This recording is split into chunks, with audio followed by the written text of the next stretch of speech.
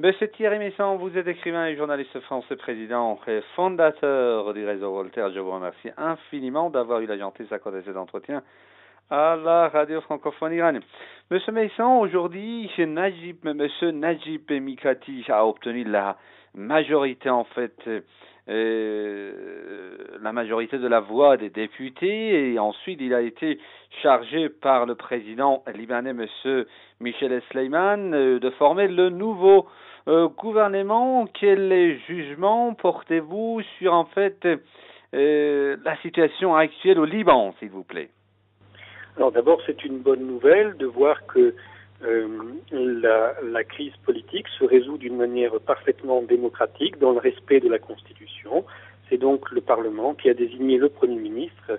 Il n'y a à cela rien de plus normal, c'est l'alternance telle qu'elle est prévue dans tous les régimes démocratiques.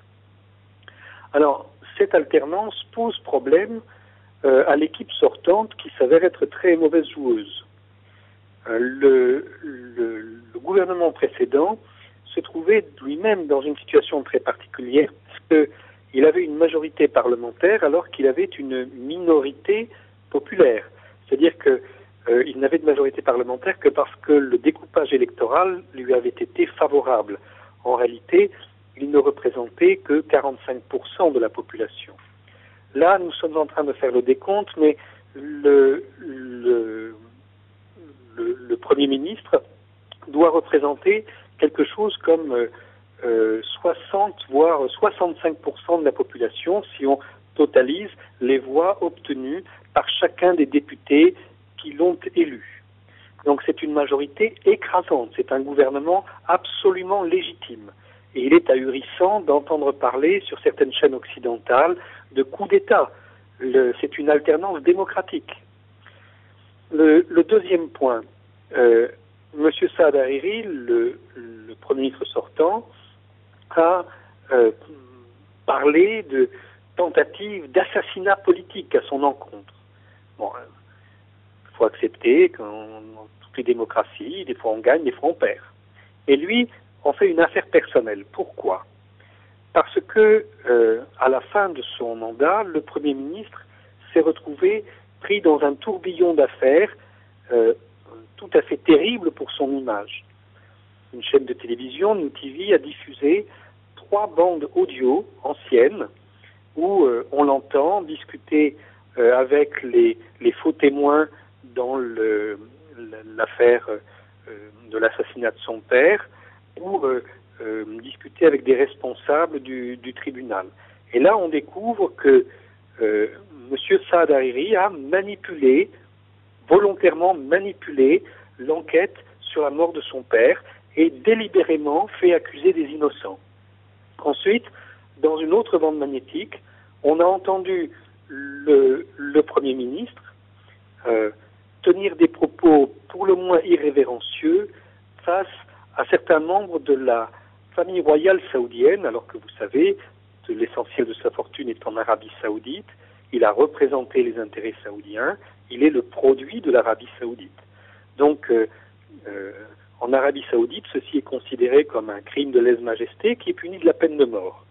Donc, évidemment, il ne doit pas s'attendre dans ces conditions à être soutenu par l'Arabie saoudite, et à partir du moment où il perd sa qualité de Premier ministre, il peut craindre qu'il y ait des rétorsions financières à son encontre pour l'outrage qu'il a commis. Monsieur Messon, le Premier ministre désigné, Monsieur Najib Mikati, a dit vouloir entamer dès jeudi ces consultations pour former le nouveau gouvernement, et ce dans un contexte où le groupe du 14 mars a dit ne pas vouloir participer au futur gouvernement. Qu'est-ce que vous en pensez? En réalité, il y a déjà une proposition de gouvernement qui est prête depuis plusieurs jours, mais qui avait été envisagée alors que on pensait que M. Karameh serait le Premier ministre. Donc cette première liste va être révisée avec le nouveau Premier ministre. C'est-à-dire, vous voulez dire que le groupe du 14 mars ne va pas participer au futur gouvernement? Bien sûr, le groupe du 14 mars ne va pas participer, mais on ne peut pas exclure que certains membres du 14 mars, à titre personnel, souhaitent pas y participer. Et Monsieur Messon, considérez-vous également comme un échec pour ceux qui voulaient en fait faire tout pour en fait déstabiliser en quelque sorte le Liban? Non, je ne le prends pas comme ça. Je pense que nous assistons là à une évolution comparable à ce qui se passe en Tunisie. Voyez-vous, en Tunisie, Monsieur Ben Ali, qui n'avait pas de soutien populaire, a été forcé de s'enfuir alors qu'il était l'ami de toutes les grandes puissances et qu'il pouvait figurer sur les listes de milliardaires avec une fortune mal acquise de 5 milliards de dollars. Il se trouve que aujourd'hui, le Premier ministre Saad Hariri n'était plus légitime dans ce pays et qu'il est toujours le favori des puissances occidentales et il peut également se prévaloir d'une fortune bien plus grande que celle des Ben Ali et exactement aussi mal acquise que celle des Ben Ali. Donc voilà, je trouve ce parallèle intéressant, hein, et il nous montre que ce qui est en cause avant le plan de déstabilisation du Liban, c'est simplement la mainmise occidentale sur le Liban qui vient de s'arrêter.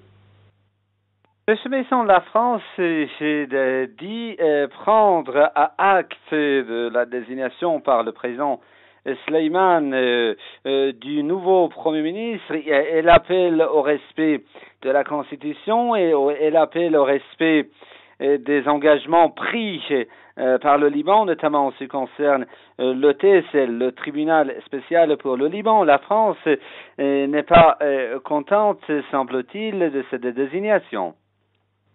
C'est normal, puisque on peut prévoir qu'une des premières décisions du prochain gouvernement va être de mettre fin au tribunal spécial pour le Liban, et c'est tout à fait son droit légitime.